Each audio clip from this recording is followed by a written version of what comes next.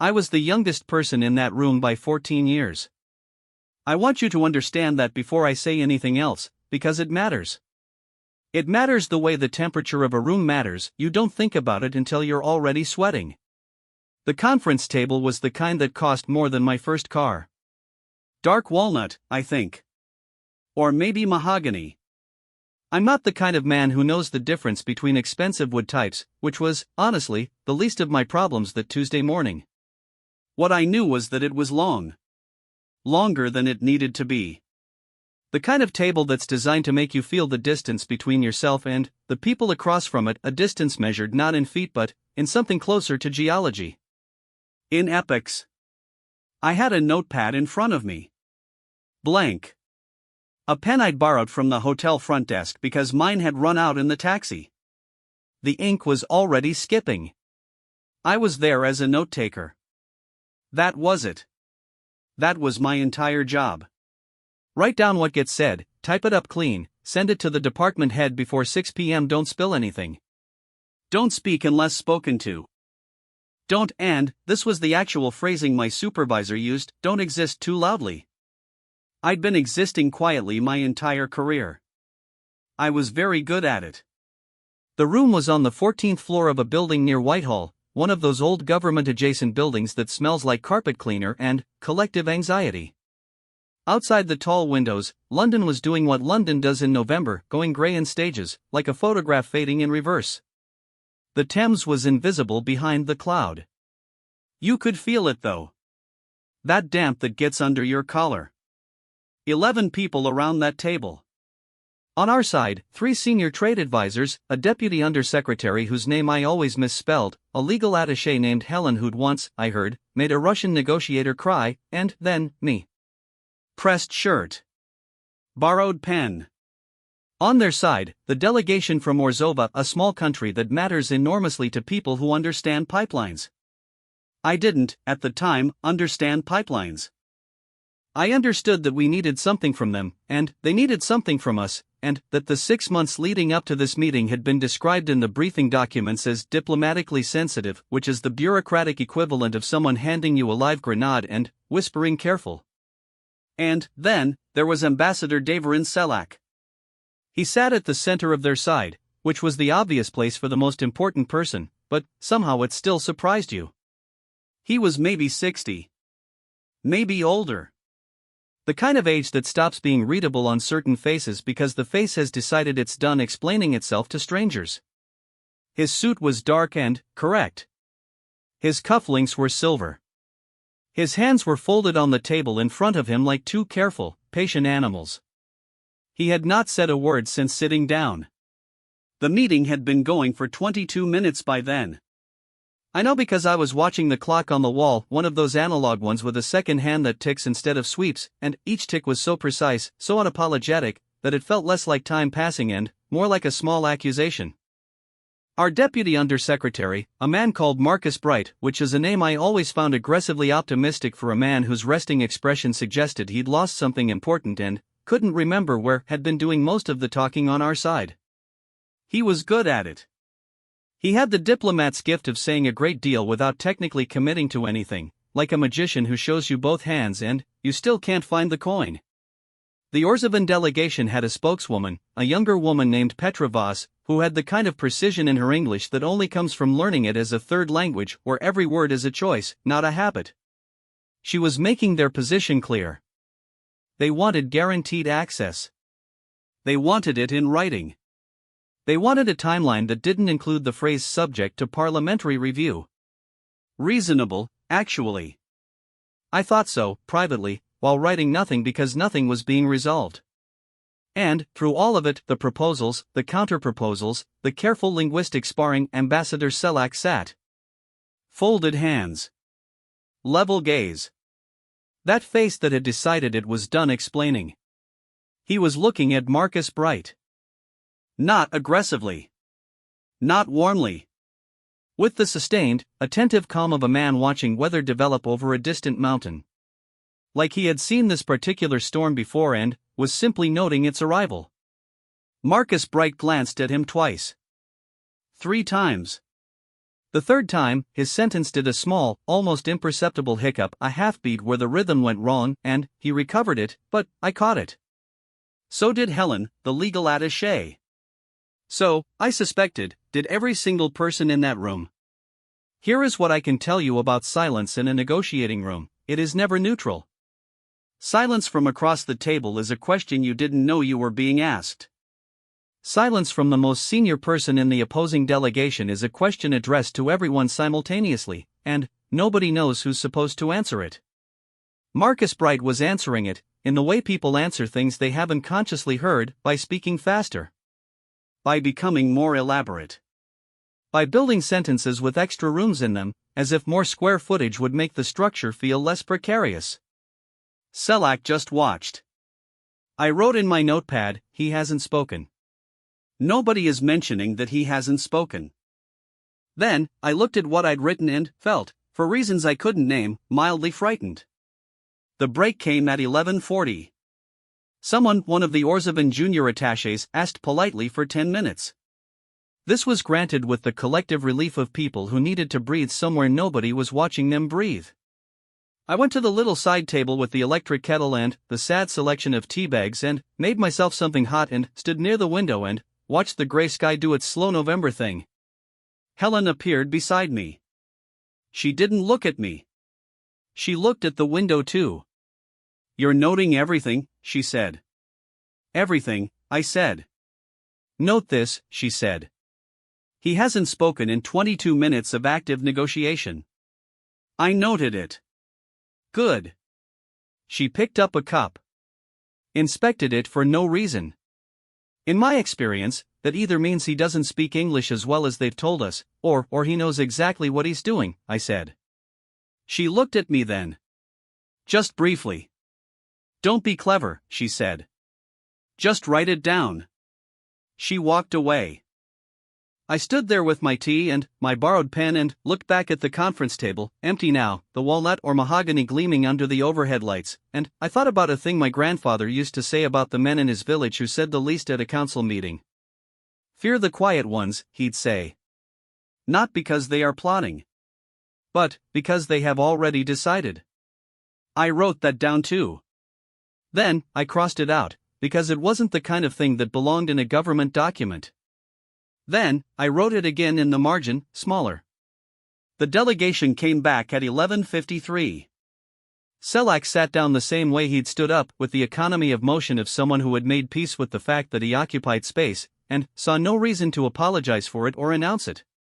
Marcus Bright re-entered with that particular energy of a man who had, in the break, given himself a quiet talking to. Shoulders back. Fresh water glass. Recalibrated. Petrovas set a new document on the table. This was unexpected. Nobody on our side had been told about a new document. Helen's pen stopped moving. I saw it stop. The document was passed down their side until it reached Selak, who looked at it, not picked it up, just looked and then folded his hands on top of it. Not reading it. Covering it. Marcus Bright said, evenly, "Are we looking at a revision of the framework?" Petrovas said, "We are looking at a clarification of our bottom line." Marcus Bright said, "We weren't informed a new document would be introduced." Petrovas said, "It is not a new document. It is a position." And then, she looked at Selak. And Selak finally, after 31 minutes of absolute, considered, weaponized silence, lifted his eyes from the table and looked directly at Marcus Bright. He said nothing. But the look was a sentence. I don't know how to transcribe a look. I tried that afternoon, in my notes. I failed. What I can tell you is that Marcus Bright, veteran of 3 decades of diplomatic negotiation, the man who had once held a room in Brussels together by sheer force of patience, Marcus Bright shifted in his chair. Just slightly. Just enough. And, I wrote in my notepad, in letters small enough that nobody would ever read them, he has them. He's been having them since he sat down. He never needed to say a word. I want to tell you what I thought I was watching. I thought I was watching a very senior diplomat deploying a very deliberate tactic. The strategic silence, I'd read about it. I'd read about negotiators who enter a room having decided not to speak for the first 40 minutes regardless of what happens, because silence reads as authority, silence reads as certainty, silence says I have nothing to prove to you and, we both know it. I thought, this is calculated. This is a performance. This man has done this in a dozen rooms before this one. I wrote that interpretation in my notes. 3 full lines. Very analytical. I was quite pleased with it. I was, as I would discover in approximately 90 minutes, wrong. Not completely wrong. But wrong about the part that mattered. His interpreter was a man named Gregor. I didn't know this at the time. I learned it later, in the way you learn the names of people who were standing just off stage during something important, gradually, in pieces, from second-hand accounts and one very long conversation over airport whiskey. Gregor was small. He sat 2 chairs to Selak's left, which is the traditional position, close enough to receive a whisper, far enough not to crowd the principal. He had a notepad of his own. He had not, in the first 31 minutes, used it. He had also not interpreted anything. And this is the thing I missed because I was 29 and inexperienced and too busy being impressed by Selak's stillness, was the tell. An interpreter who isn't interpreting is not resting. An interpreter who isn't interpreting is waiting. There's a difference. Resting is passive. Waiting is coiled. The second session ran 40 minutes before the room broke open. Not dramatically. Nothing in a government conference room breaks open dramatically. It happens the way a slow leak happens, a small pressure, then a slow spread, then, suddenly, the floor is wet and you can't find exactly where the water came from. Marcus Bright had been pushing on the timeline question. 3 weeks, he was saying.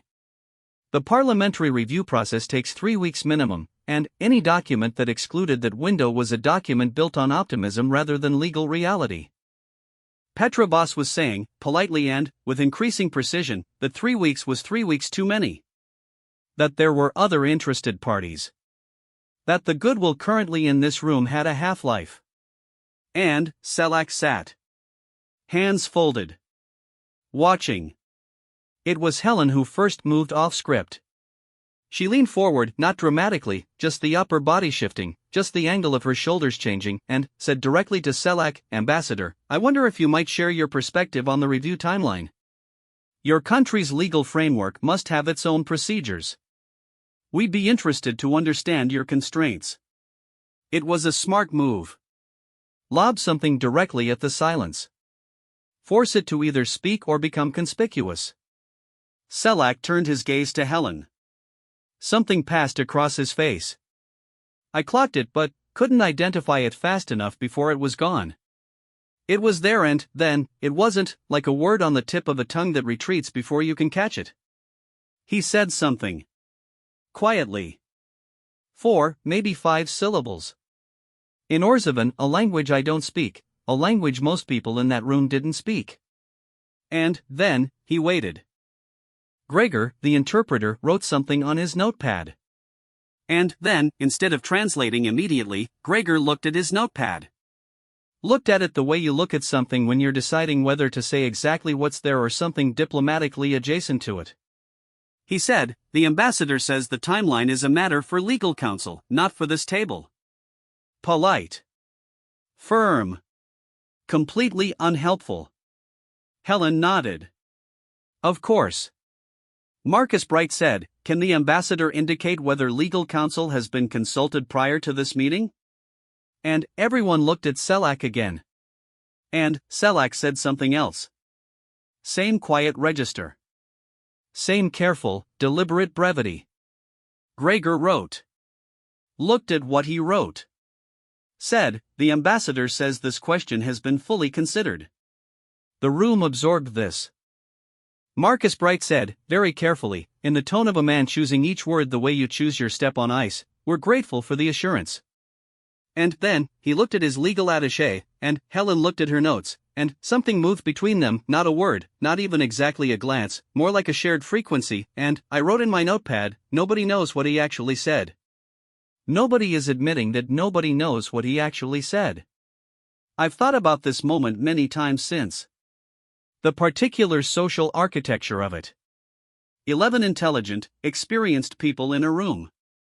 A man speaking a language most of them don't know.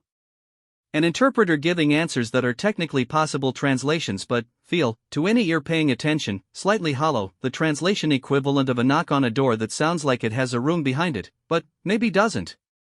And not one person asking the obvious question. Because the obvious question, what did he actually say, was not a question that belonged in that room. Not in the way the room was currently operating. Because the room was operating on an unspoken agreement that Ambassador Selak was a man of considered authority whose words, even translated, even slightly opaque, carried weight. To question the translation would be to question the weight. To question the weight would be to question whether you believed in what this meaning was. So nobody questioned it. And Selak sat. Hands folded. That face. The document Petra Voss had introduced was eventually passed around. Our side received copies. Helen read hers in under 2 minutes, which meant she was scanning for specific things rather than reading for understanding. She found one. I knew she found it because her reading stopped at a point approximately 2/3 of the way down the page, and she read that section again. Slowly. Then, she set the document face down on the table. She said, during a natural pause in Marcus Bright's current remarks, "I'd like to flag Section 7. Petra Voss said, "Of course." Helen said, "The language around the arbitration clause.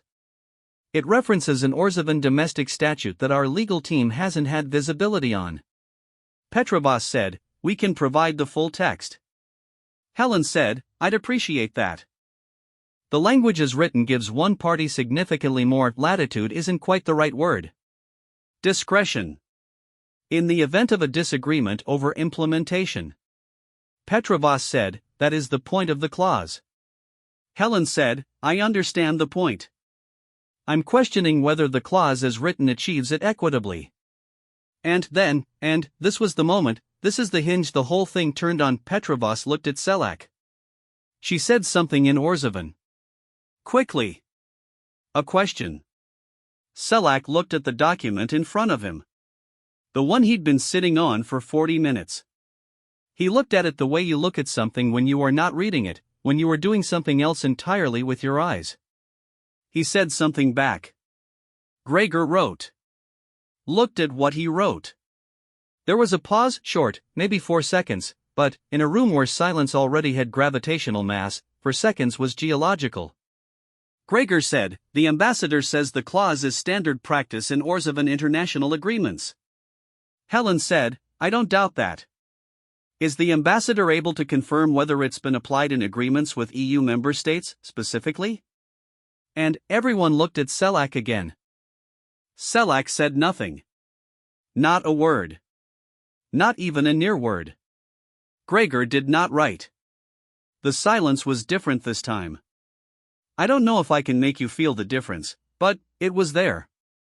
The earlier silences had the texture of choice of a man who could speak and was deciding not to. This silence had a different texture. It had the texture of a man who was working something out. Here is what I didn't know then, and what I learned later. Ambassador Davorin Selak had been dealing with a medical situation for 3 days before this meeting. Not critical. Not the kind of thing that cancels meetings. The kind that changes how you exist in a room, a vertigo condition, inner ear, the sort of thing that makes sustained focus feel like standing on a slow boat. His doctor had told him to rest. He had told his doctor he had a meeting in London. He also, and this is the part one keep returning to, spoke English. Not just spoke it. Had a postgraduate degree from the University of Edinburgh. Had spent 4 years working in London in the early 90s. Had, by multiple accounts from people who knew him well, a precise and idiosyncratic English vocabulary he'd developed over decades. He had entered this meeting having decided, for reasons that were his own and that I'd never been able to confirm, to conduct it through his interpreter. Whether this was strategy, the silence as deliberate theater, or whether the vertigo was making it difficult to follow rapid English conversation and he was buying himself processing time, or whether it was some combination of both, is a question I've turned over so many times it's gone smooth in my hands. What I know is this: when Helen asked whether the arbitration clause had been applied in EU agreements, specifically, a question that was, if you were paying attention, a quiet alarm bell about the document's entire legal validity in the current context, Selak's silence was not deliberate. He didn't know the answer. Or he wasn't certain. And he was a man who, I would later understand, had a specific and deep relationship with the difference between knowing and being certain. Those are different rooms. He was not willing to speak from the wrong one. Marcus Bright stepped in. Perhaps that's a question for legal counsel to address in writing, following this session, he said. Which was diplomatic for, let's move past this. Petra Voss agreed smoothly. Which was diplomatic for, yes, let's, because we also need a moment to check that answer. And the meeting moved. But something had shifted. Subtly. The way a painting shifts when you move 1 inch to the left and the light catches it differently. Same painting. Different angles. Our side had seen something. Not the silence. The silence was old news by then. They'd seen the interpreter's pause. For seconds, when the ambassador of a country doesn't answer a direct question about his own country's legal practice. It's not much. In most rooms, it means nothing. In this room, on this Tuesday, with a pipeline and a treaty and 14 months of prior negotiations in the background, it meant everything. I looked at my notepad. I wrote, he doesn't know. Or he's not sure. Either way, he's not saying. I wrote, everyone thinks this is strategy. I wrote, maybe some of it isn't. Then, I put my pen down because the ink was skipping again, which felt appropriate. The lunch break came at 1:15. I didn't go to lunch. I stayed in the conference room with my notes and my failing pen and the view of the sky, which had gone from gray to a specific shade of gray that felt like an opinion. After about 10 minutes, the door opened. I expected it to be one of the junior staff coming back for a forgotten phone or a coat. It was Gregor. The interpreter. He stood in the doorway for a moment. Looked at me. I looked at him. He said, "You're the note-taker." "Yes," I said. "For which side?" "Ours." He came in and poured himself a glass of water from the carafe on the side table. Drank about half of it. Set it down. He said, looking at the window rather than at me, "You're writing everything." "That's my job." "There are things," he said, "that are worth noting." He paused. "And things that are worth noting correctly." I waited. He didn't say anything else for a moment. Just looked at the gray sky through the tall window. Then, he said, "The ambassador is not a man who speaks carelessly." "I've noticed," I said. "What you may not have noticed," Gregor said, "is that the opposite of speaking carelessly is not speaking wisely." He picked up his glass, finished the water. Looked at me once more, briefly. "Sometimes," he said, "it is simply not speaking." He left. I sat there for what felt like a long time. Then, I opened my notepad and wrote that down, word for word. And, underneath it, I wrote, "He's covering for him." And, underneath that, "or warning me." And, underneath that, smaller, in the margin, "both." The afternoon session started at 2:30. Outside, London had made a decision about the rain. It was coming down now, the specific November kind, not dramatic, not the kind that makes you run for cover, just the persistent soak that gets in everywhere and makes everything smell like damp wool and old decisions. Selak came back to the room and he looked different. Not drastically. Not the kind of different that announces itself. The kind that registers first as a wrongness you can't locate, like a word that's been misspelled by one letter and your eye keeps sliding back to it without knowing why. He sat down. Folded his hands. The same geometry, the same deliberate positioning. But his color was off. A grayness that wasn't the weather. I wrote, "He doesn't look well." Gregor sat 2 chairs to his left. He did not look at me. He did not look at anyone specifically. He set his notepad in front of him and clicked his pen and arranged himself into his interpreter's posture, present, attentive, ready. The afternoon's agenda was the specific language around the implementation committee. Who sits on it? Who has veto power? Who chairs the first session? These are the questions that sound administrative and are actually everything, because they determine who controls the process when the process gets difficult, which it always does, which everyone in the room knew it always does, which is why nobody was treating these questions as administrative. Marcus Bright had come back from lunch with fresh ammunition.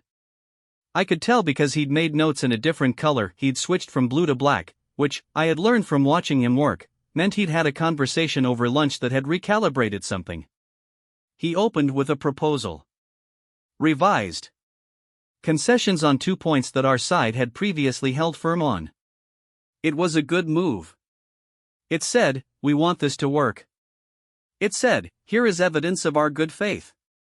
It said, now show us yours. Petra Voss received it. Thanked him for it. Said she would need to consult. She looked at Selak. And, Selak, for the first time since the meeting had started, for the first time in hours of careful, accumulated, room-defining silence, Selak spoke in English. Not to Marcus Bright. Not to the table. He turned to Gregor and said, in English, quietly, the revised proposal. What did they change in Section 4? It was a question. Not a rhetorical one. An actual question, from a man who needed an answer to something he had not fully tracked. It lasted maybe 3 seconds. The question, the turning to Gregor, the asking. 3 seconds in a room where every second had weight. But, here's the thing about 3 seconds in a room like that, they don't stay 3 seconds. They expand. Helen heard it. I know she heard it because her pen stopped moving and, then, very deliberately started again, the behavioral equivalent of someone deciding not to react visibly. Marcus Bright heard it. He looked at the table in front of him for a moment before looking back up, one of those micro-recalibrations, like a gyroscope finding its center. I heard it. I heard a man who had been treated, by everyone in that room including me, as a man choosing not to speak, reveal, in 3 seconds and one quiet question, that he had not always known what was being said. That some of the silence had not been architecture. Some of it had been navigation. Gregor answered him. In Orzavan, quietly, a quick summary. Selak listened. Nodded once. And, then, he sat back slightly, not leaning, just adjusting, a centimeter a shift, and, he looked at Marcus Bright and, he said, in English, fully and, clearly, the proposal is acceptable on the committee composition. The chairmanship question requires one modification. His English was precise. Slightly formal in the way of someone who learned the language through reading rather than speaking. Each word had been chosen, not grabbed. Silence from our side. Not the hostile kind. The kind that follows a shift in the room's physics. Marcus Bright said, we're glad to hear that, Ambassador. Please. Selak said, the first chairmanship should rotate. 6 months per party, beginning with Orzova. This is not a question of trust. It is a question of establishing a precedent that neither party has a structural advantage in the implementation phase. He said it the way people say things they've thought about for a very long time. No flourish. No build. Just the sentence, placed on the table like an object set down carefully. Petra Voss said something in Orzavan. Selak replied in Orzavan. One sentence. She nodded. Helen was already writing. Marcus Bright said, that's a framework we can work with. I want to tell you what happened in the room in that moment, because nothing happened and everything happened and those are sometimes the same thing. What happened was, the meeting moved forward. Language got written down. People nodded at language. Counterproposals got made and received and adjusted. Helen asked 2 very precise questions about the arbitration clause that turned out to be the right 2 questions. Petra Voss answered them with a directness that surprised everyone, including, I think, herself. Selak spoke 4 more times in English. Each time, precisely. Each time, briefly. Each time, to the point and, past it in the minimum number of words. He did not explain himself. He did not frame or contextualize or soften. He said what he meant and, then, stopped, which is harder than it sounds in a room full of people trained to speak in paragraphs. By 4 o'clock, there was a framework on paper that hadn't existed at 9 in the morning. Not a signed document. Not a treaty. A framework, which is the diplomatic word for, we have found the shape of a thing that might, eventually, with legal review and parliamentary sign-off and good faith from people not in this room, become real. It is not nothing. In 14 months of prior negotiation, nothing this close had existed. Marcus Bright said, at 4:15, that he thought this was a good place to pause. He used the word pause rather than end, which was intentional. It left a door open without specifying which direction you walk through it. Selak said, in English, with something that was not quite a smile but was adjacent to one, pause is the right word. Marcus Bright said, I'm glad we're in agreement on something. It was not, technically, a joke. But, it landed like one, and the room breathed differently for about 30 seconds. People stood up. Gathered papers. The junior attachés started collecting the water carafes, which is the international signal that a meeting is actually over. I was still writing. Getting the last of the language into my notepad, the specific phrasing of the rotating chairmanship clause, because the specific phrasing mattered, and I knew from experience that what you don't write down in the room you never fully recover in the transcript. I was writing when Selak walked past me. He was heading for the door, Gregor a step behind him. He stopped. I looked up. He looked at my notepad, not reading it, just observing that I had one, that I had been filling it, that it was very full. He said, You write everything. I try, I said. He nodded. Started to move. Then, stopped again. He said, Write this. I held my pen. He said, Silence is not an answer. It is a question you are still forming. He paused. Sometimes you form it and find you have no words for it. And sometimes you find words you did not expect. He looked at me once more. That face, that decided, patient face. Write that too, he said. And he left. I sat there for a while after everyone had gone. The room emptied around me in stages, the delegations, the attachés, the junior staff with their collected carafes and their coats and their institutional exhaustion. Helen paused at the door and said, Good notes, I hope, and I said, I think so, and she left too. Then, it was just me and the table and the view of the rain, which was still coming down. Committed, unhurried November rain. I looked at my notepad. Pages of it. Verbatim exchanges, behavioral observations, the things said and the things between the things said. The language of the framework, the legal flags, the 4-second pause when Selak didn't know the answer about EU precedent. And, on the last page, Selak's words, which I had written down as he said them. Silence is not an answer. It is a question you are still forming. I read it back. Then, I thought about what Gregor had said at lunch, which I had also written down. The opposite of speaking carelessly is not speaking wisely. Sometimes it is simply not speaking. Two interpretations. Same man. Same silence. One from the man himself, and one from the man who translated him. Neither of them, I realized, fully agreed with the other. Here's what I've come to believe, and I want to be careful about this because I've had years to form the belief and it's still not solid, it still moves when I look at it from different angles. Everyone in that room thought they understood what Selak's silence meant. The people on our side thought it meant power. Calculated. A man using quiet the way some men use volume as an instrument of dominance. And they were right, in part. You don't hold a room for 4 hours without saying much if the room isn't, on some level, susceptible to being held. Petrovas and the Orzavan delegation thought it meant authority. That his silence was the sanction of the senior presence, the boss watching the work, reserving judgment, whose eventual word would be the word that mattered. And they were also right, in part. Gregor thought, or at least implied, in that conversation by the window, that it was partly medical. Partly a man managing a physical condition by controlling the conditions under which he had to perform. Using the translation process as a buffer. A breathing mechanism.